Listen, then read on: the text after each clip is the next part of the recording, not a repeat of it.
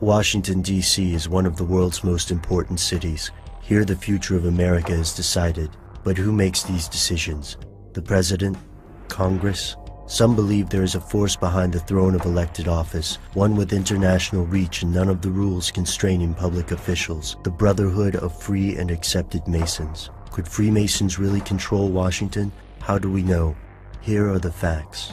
No one knows when the Freemasons originally formed, but the group rose to prominence in the 17th century, making it older than the United States. This secretive organization places great power in ancient imagery. Their traditions are steeped in symbolism, but no outside observers know what these symbols represent, or what kind of power the images are supposed to have. Over the centuries, Freemasonry expanded from England to countries across the globe. Today, there are more than 6 million Masons worldwide. In the US, Freemasonry continues the same secret tradition as its European founders, and the leaders of US Masonry congregate in Washington, D.C., where some researchers say they've etched their strange obsession with symbols onto the city streets. Washington, D.C. was founded on July 16, 1790, and named after George Washington, who was both the nation's first president and a powerful Freemason. Some of the city's designers were also rumored to be Freemasons. But I've been to D.C. It doesn't look that strange. The conservative Greco-Roman buildings seem normal for a nation's capital. When I spent a week in Washington, I didn't notice any signs of masonry, but maybe I should have paid closer attention. To some observers, the city is chock full of Masonic imagery, from the strange statues scattered around the mall to the eerie Washington Monument. Take, for example, the House of the Temple. Located at the heart of D.C. at 16th and S Street, the House of the Temple holds the Supreme Council of the Scottish Rite, the center of all Masonic activity in North America. The multi-million-dollar building also houses one of the world's most extensive collections of Masonic literature. The Masons present themselves as a service organization, a harmless charity. So why have conspiracy theorists paid so much attention to Freemasonry? And why is a harmless charity based in a top-secret building in the middle of downtown Washington, just walking distance to the National Mall? The National Mall brings us to another oddity, the Washington Monument. As homages go, a statue would suffice. Why reproduce an ancient Egyptian artifact? Here's where it gets crazy. The Washington Monument is actually an obelisk, a type of magical symbol found in Egypt, the Middle East, and Asia. Some sources believe the Washington obelisk rests upon a ley line. These ley lines are invisible, mystical currents of energy that span the globe, connecting ancient sites of power like Stonehenge and Incan temples. Ley line theorists believe this energy can be used to cause hallucinations or natural disasters, such as earthquakes and magnetic anomalies. The location of the Washington Monument may allow its controllers to harness this natural energy for their own purposes, whatever those may be. And why is our Department of Defense based in a Pentagon? Speculation varies. Some anti-Mason activists believe the Pentagon is built to replicate earlier structures built by the Knights Templar, one of history's most successful secret societies and the world's first international bankers. Others think the shape of the Pentagon creates a reservoir of energy from the ley lines, giving Washington's rulers a way to store the harnessed potential. Think of it as a gigantic battery, slowly building up a charge. These buildings are strange, but architecture doesn't necessarily mean a secret society controls Washington. It's a bit of a leap in logic. What about the geography? Some believe the geography of Washington mimics important occult and Masonic symbols. The bizarre street layout traces acute angles rather than grids. This might look normal on the ground, but if we view the city from the air, things get strange. From overhead, the layout bears an eerie resemblance to a pentagram, a symbol commonly associated with ancient Greeks, Gnostic Christianity, and black magic. Fringe researchers think DC's street design takes advantage of ley lines to focus this geomantic or earth-based energy on the Capitol and the White House. It reminds me of the Nazca lines, enormous ancient shapes traced in the Peruvian desert. Could they be related?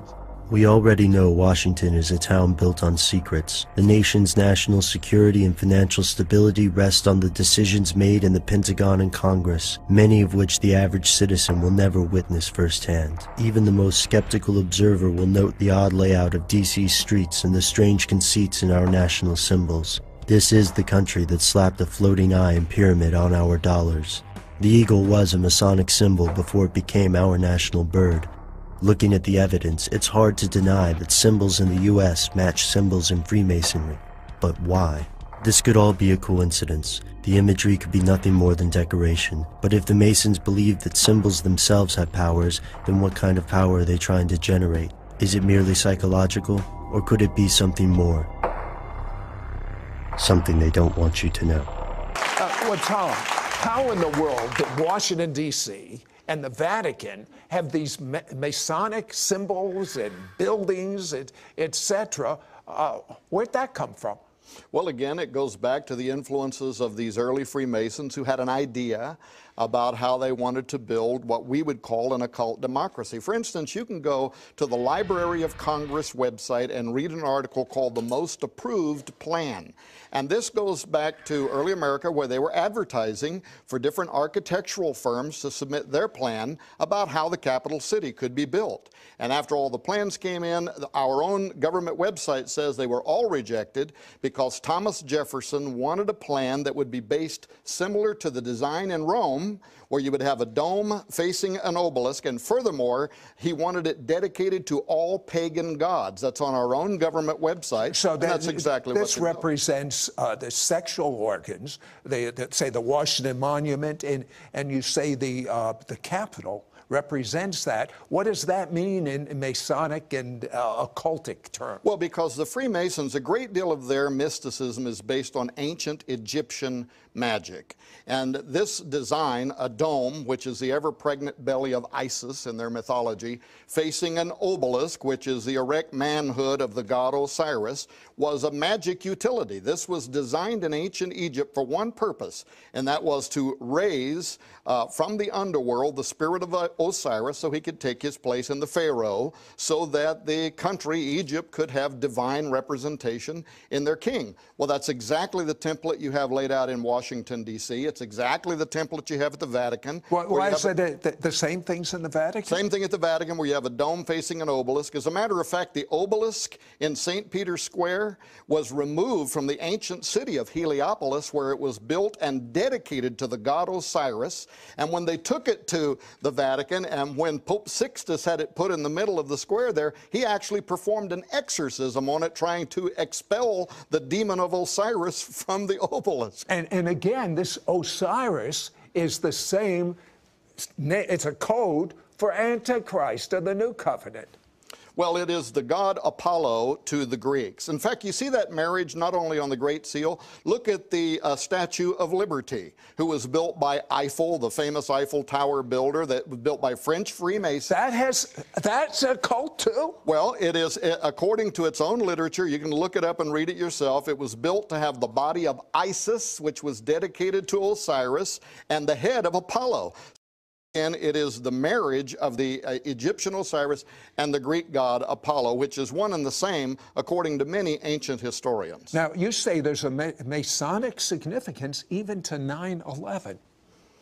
Well, we believe there is. And without getting bogged down, President George W. Bush, January 20th, 2001, he steps up, he gives his inaugural, and twice he refers to the angel that rides in the whirlwind and directs this storm. Where'd that term come from? That is a Freemason, well, first of all, it's an occultic term. It refers to Metatron. There's various names for the angel in the whirlwind, but for years, in fact, for at least a decade before 9/11, occultists said that when it came time to initiate the New World Order, the code word would be the angel in the whirlwind.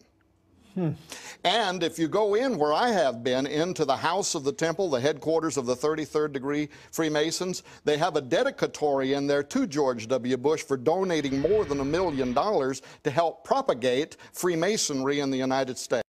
I want to talk about the Diane Reddy incident, how she exposes Freemasonry in front of Congress. You know, when I woke up this morning and I turned on the TV and I saw this on CNN, I was in pretty much shock, and I uploaded that footage to my channel. And after giving it some thought and seeing this replayed on CNN and Fox News and some other stations, some other news stations, it caught my suspicion. You know, why would they replay this over and over on their controlled TV? You know, I can understand if this was aired on live TV once, and it wasn't put back on TV or in the media over and over again. But once they do that, that means they want this to get out. When they constantly repeat this on their controlled media over and over again, they want this message to be out. And let me just say, the Illuminati, they're very sneaky in the way they operate. You know, they want to expose themselves at a certain level, and it's going to set something up here. You know, this is part of the theater you see on TV that at this time we don't get, we might not understand completely, but it all makes sense later on. But trust me when I tell you, you know, this was a staged event, just like so many other staged events that happen on TV. And another thing I want to mention as well, pay close attention as she's pulled away from the mic, as she's supposedly exposing Freemasonry. Her voice level doesn't change. It remains the same level as she's pulled away from the mic. So to me, that's a real dead giveaway. They want to make sure this message gets out. You know, so you know, this is how they operate. You know, they're very sneaky, and TV's controlled. So it all, you know, after we, you know, see this on TV, a lot of us get excited and are happy that someone's supposedly exposing, you know, this government. But they're one of them, unfortunately, you know, and they're playing us. You know, even the ones that are awake, you know, we get played as well sometimes too. But after we sit back and focus and think it out, we can all piece this together. He will not be mocked. He will not be mocked. Don't touch me. He will not be mocked. The greatest deception here is this is not one nation under God. It never was. Had it been, it would not have been. No. It would not have been. Constitution would not have been written by Freemasons. They go against God. You cannot serve two masters. You cannot serve two masters. Praise be to God, Lord Jesus Christ.